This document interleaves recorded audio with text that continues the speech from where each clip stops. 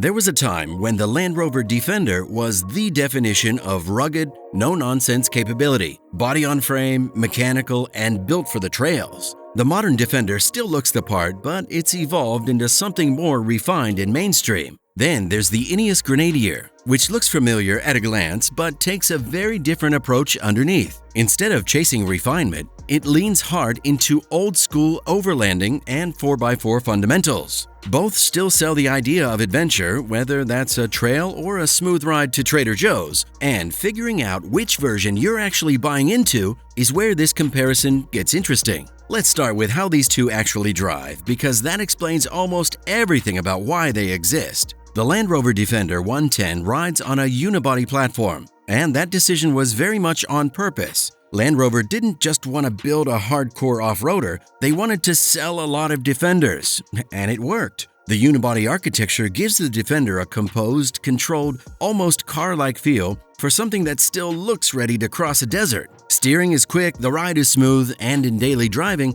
it shrinks around you, making commuting, parking garages, and highway miles feel effortless. That broader appeal is exactly why you see Defender 110s everywhere now, often wearing all-terrain tires that have only seen school drop-offs, target runs, and the occasional dirt parking lot at a kid's soccer field. To be clear, the modern Defender is still a very capable off-roader. Its traction systems are excellent, the terrain modes work, and it will competently handle snow, mud, and trails most owners will never attempt. It's just a different kind of capable than the old Defender. This one prefers software doing the heavy lifting, air suspension smoothing things out, and everyone arriving home clean and comfortable. It'll absolutely go off-road. It just likes to be back in time to pick up the kids, with the suspension in comfort mode and the seat heaters on. The Ineos Grenadier Station Wagon takes the opposite philosophy and fully commits to it. This is unapologetically body-on-frame, and it announces that fact the second you pull away from the curb. Steering is slower.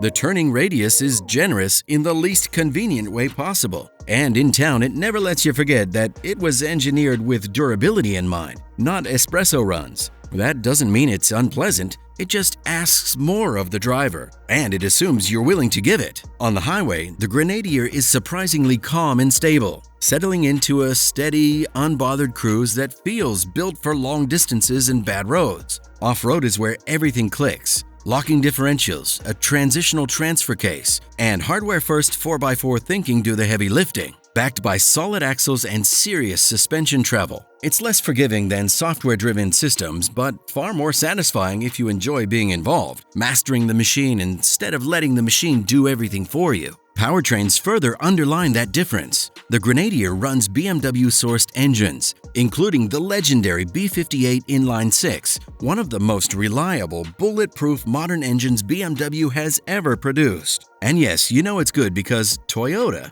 the global authority on reliability, trusted it enough to put it in the Supra. In Grenadier form, the turbocharged 3-liter inline-6 makes around 282 horsepower and 332 pound-feet of torque, paired to an 8-speed automatic. It's not about outright speed, it's about torque delivery, durability, and long-term confidence. 0 to 60 takes roughly 7.5 seconds, which sounds slow on paper, until you remember this thing is shaped like a refrigerator. Fuel economy averages around 15 miles per gallon combined, which isn't great, but if fuel efficiency were the goal, you wouldn't be shopping for a boxy overlanding 4x4 that can also tow up to 7,200 pounds without breaking a sweat. The Defender offers more variety. Depending on trim, you can get turbocharged 4-cylinders, inline-6 mild hybrids, or even V8 power if you're feeling spicy and financially reckless. The common Defender 110 inline-6 makes 395 horsepower, hitting 0 to 60 in just under 6 seconds, which is borderline hilarious for something that can climb rocks. Fuel economy is also better, averaging around 22 miles per gallon combined, and towing capacity climbs to 8,200 pounds. By the way, if you're digging this type of comparison, hit subscribe. It helps us pay for the premium fuel we probably shouldn't be buying anyway. Okay, now let's talk about exterior design because they may both wear the upright off-road look, but you don't need to squint to tell them apart. They broadcast very different personalities from across the parking lot. The Defender is rugged in a socially acceptable way. It keeps the squared-off proportions, short overhangs, and high ride height that signal adventure, but everything is smooth, softened, and styled to feel approachable. The lighting is modern, the surfaces are clean, the overall shape feels intentional rather than industrial. It looks like an off-roader that's been through focus groups. Tough enough to look the part, but friendly enough to park outside a nice restaurant without scaring the valet. The Grenadier, on the other hand, looks like it showed up in full military cosplay and refused to change,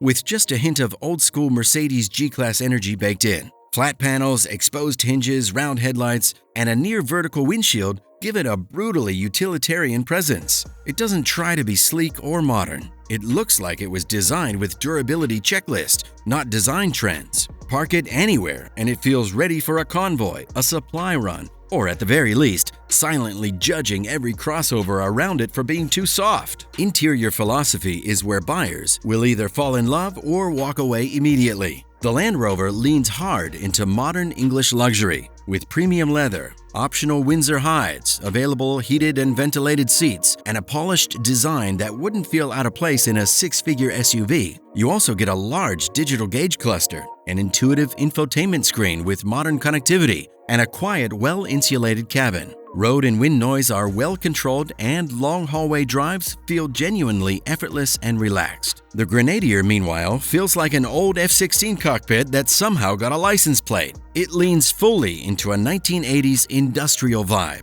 with overhead switch panels, chunky physical controls, and an interior clearly designed for mud, dust, and gear, not delicate admiration. You can spec leather seats and even Recaro seating, but luxury is never the mission. And honestly, that's the appeal. Those physical switches are deeply satisfying. No menus, no guesswork, just click, flip, and go. The Grenadier also lets more of the outside world in. You hear the road, the wind, the tires doing their thing. Some will call that noise, others will call it character. The Defender approaches cargo space the way it approaches everything else, with polish and flexibility. You get clever compartments, tie-downs, and a more finished cargo area that feels designed for everyday life. With the rear seats up, it offers roughly 34 cubic feet of space, expanding to about 78 cubic feet with the seats folded. It's practical, versatile, and friendly for strollers, groceries, or weekend luggage. The Grenadier takes a much more literal approach. Behind the rear seats, you're looking at around 40 cubic feet. With the seats down, it opens up to roughly 71 cubic feet. But the shape matters more than the number.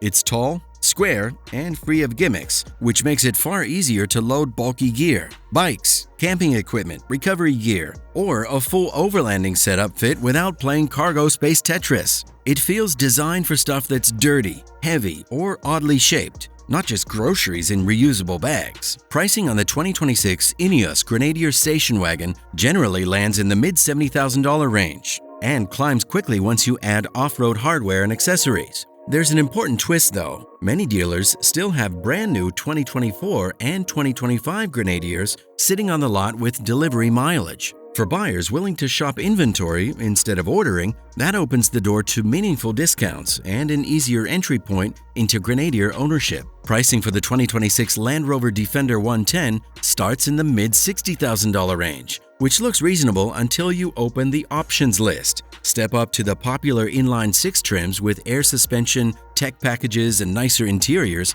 and it's very easy to land in the $75,000 to $85,000 zone. Go V8 and all financial restraint quietly exits the chat. Where they're built also tells part of the story. The Grenadier is built in France at a former Mercedes-Benz facility, while the Defender is built in Slovakia, using modern production methods optimized for scale and refinement. Warranty and service access may still sway practical buyers. Land Rover's advantage is simple: a broad dealer network and easy access to service centers almost anywhere you live or travel. The Grenadier, on the other hand, requires a bit more planning. Its dealer network is small, spread out, and occasionally feels like part of the ownership adventure. The good news is that warranty coverage itself is very solid. The unofficial good news is that with a BMW-sourced B58 under the hood, you're not exactly stranded, because if things get interesting, there's a very real chance your local independent BMW shop already knows that engine better than anyone. So which one wins? That depends on what you value the most. The Defender 110 is the better all-round SUV.